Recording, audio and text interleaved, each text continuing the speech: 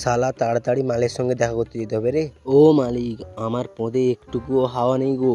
কি পদে হাওয়া নেই? এ পদে মানে আমার পেছনে চাকায় হাওয়া নেই।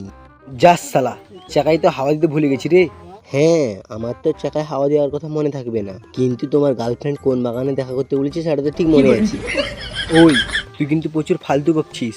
ফাট, তোমাকে বেশি কবিতা শোনাতে হবে না। তুমি তাড়াতাড়ি গিয়ে সিরিঞ্জিটা আনো, তাড়াতাড়ি যাও। দাঁড়া, আমি সিরিঞ্জিটা আনছি।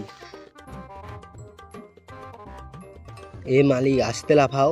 যদি ভুল করে তোমার হ্যান্ডেলটা সেখানে লেগে যাবে না, তাহলে তোমার বংশ বিস্তার হবে না। আরে চুপ কর না।